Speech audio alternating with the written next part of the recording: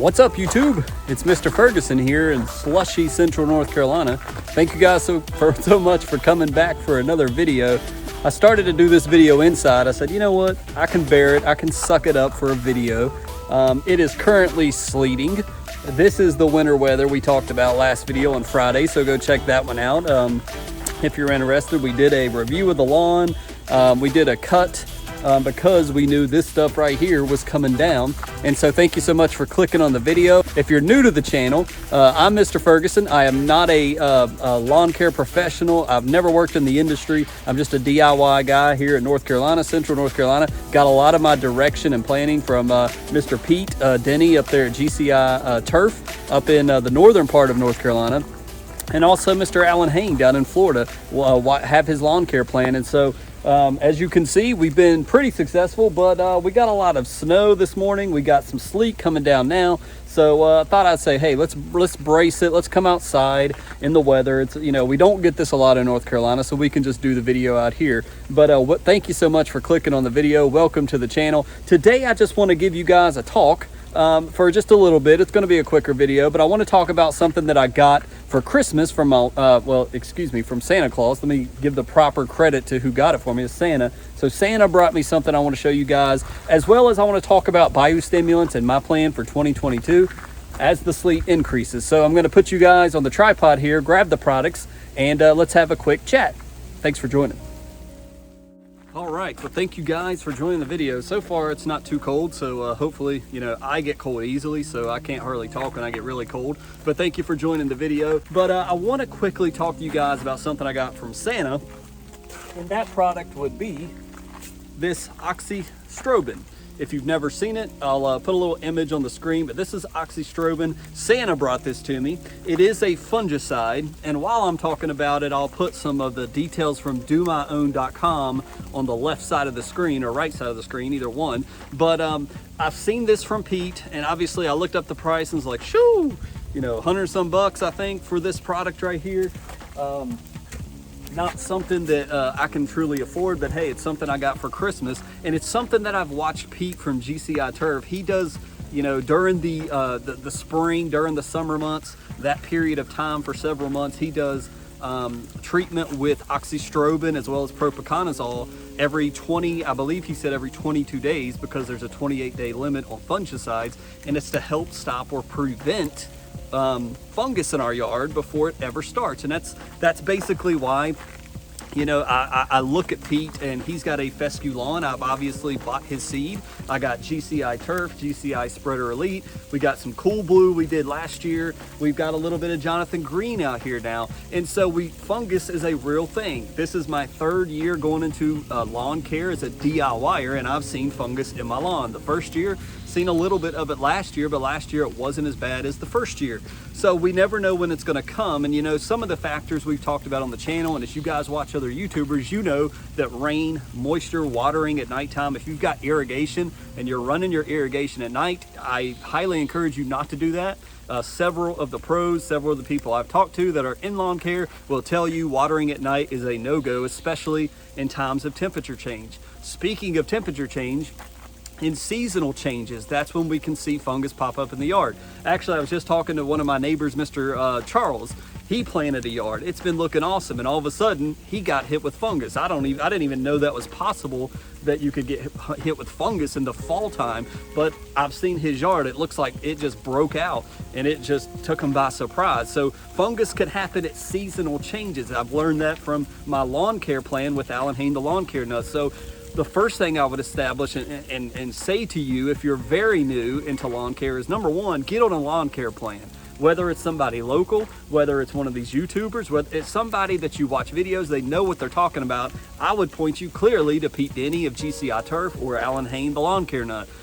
Pete, being local to me and dealing with fescue, he has a little more knowledge because he works with it all the time than Alan would, where he deals with more of the warm season grass. So you got two different guys, the two different grass types. I would go warm season with Alan, cool season I would go with Pete.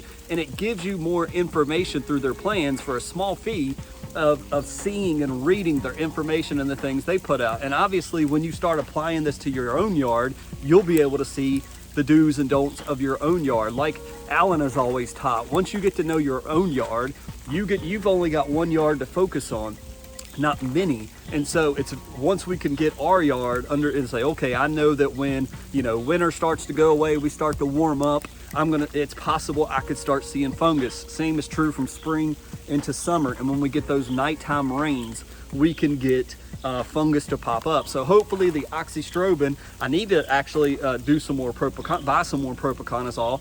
But as you guys know, as far as propiconazole, from what I learned from the talk with Thirsty Thursday from the guys over at the Grass Factor, they were talking about, yes, that you can over apply products so much that your grass becomes resistant to it.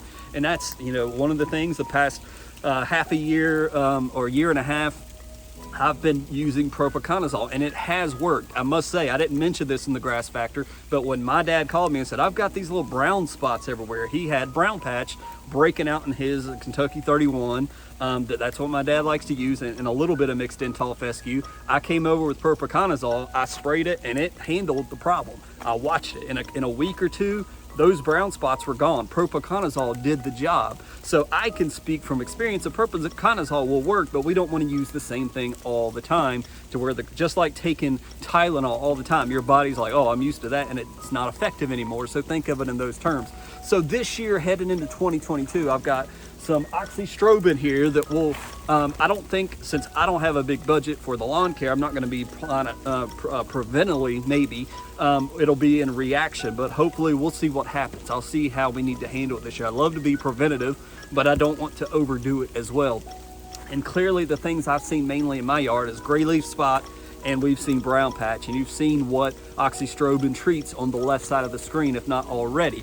Also, I did forget to mention the oxystrobin. I have used it in the past, and it's exactly what's in Scott's Disease X. So as you see the picture here, if you've ever seen this Disease X at Lowe's or Home Depot, oxystrobin is the main ingredient in this. This is just a concentrated form we can use in our backpack sprayer. So we're getting more bang for our buck, if you will, instead of buying it this way. This is just as effective with the Scott's Disease X. You're just having to buy it in a granular form and spread it upon your lawn. But does it work? I hope so. I think so. To be honest, it's been so long since I really had a fungus outbreak that I've not battled anything soon. Last year was pretty good. You know, when summer hits and it's really starting to melt away my grass, you start to think it's fungus, but really it's just the heat of North Carolina burning away your grass.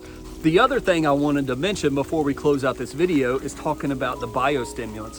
One of my favorite products with n-ext is the 700, I believe, Green Effect with 6% iron in it. Love that product. Love it to death, because when you don't want to fertilize, you can throw this in your sprayer and you can load up and you can go. Now, one of the mistakes I made is I've constantly added in the microgreen into the double dark cocktail, and therefore when my soil tests come back, I've had tons of the micronutrients. Excuse me, I'm having a brain fart here. I've built them up so much using a lot of microgreens, so I need to cut back on that. But that's one of the products I'll continue to use, as well as RGS. But I've seen these videos out there. I've seen some of what Matt talks about, the Grass Factor, talking about is humic acid a waste of time? Is it a scam? Is aerate a scam? It doesn't really aerate. And not that I'm like, oh, I believe that, I'm gonna quit using them. That's not at all true. I'm cutting back in 2022 as far as the next products to see, number one, save money, and I don't have the money to constantly invest in these things. Number two, I've not had a lawn where I've really not used the biostimulants. I've used them kind of since day one. I bought the biostimulant package early, and I've been using them ever since last year. So this year, I've only used so far RGS at the time of seeding, and that's it. So we're gonna go skimping through n-ext products this year and see if I notice any type of difference in my lawn. Does the grass on the surface reflect that it just don't look as good? It's not as shiny, it doesn't look as healthy, or, and I've got pictures to compare it to, or does it look exactly the same? And I know we're dealing with ingredients under the surface of the grass into our soil and our dirt, but I wanted to give you that update. You're not gonna see Mr. Ferguson today. We're gonna spray aerate. Today we're gonna spray, RGS all the time. I may do an RGS spray. I have a bottle, I'm gonna use it, obviously. I have some microgreen, I'll probably use it at some point. I have a little bit of some other products in my shed that I will be using, but we're not gonna go heavy, you know, every month, every, you know, couple weeks throwing down Next products. I wanna see what my lawn looks like, quote unquote, we'll say naturally without biostimulants, and see what happens. Can we make it look just as good? Does it look better with the biostimulants? And it's something we'll evaluate at the end of 2022. Before we plant next year, we'll hopefully come back to this topic and talk about it.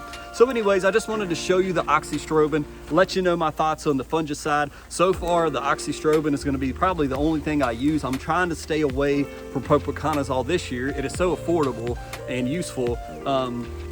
It's something that you know is cheaper, and so that therefore it's more appealing to me, but I'm going to try to stay away from propiconazole. But I want to thank you so much for watching this video. I know it's not the most exciting, but clearly the lawn is a little frozen right now. It's a little buried. We'll close out with some pictures of the lawn and the weather. God bless you. Hope you're staying safe. Hope you're staying warm. Leave a comment below on your thoughts about fungicide, herbicide, what you're using this year, what you're continuously maybe fighting in your lawn.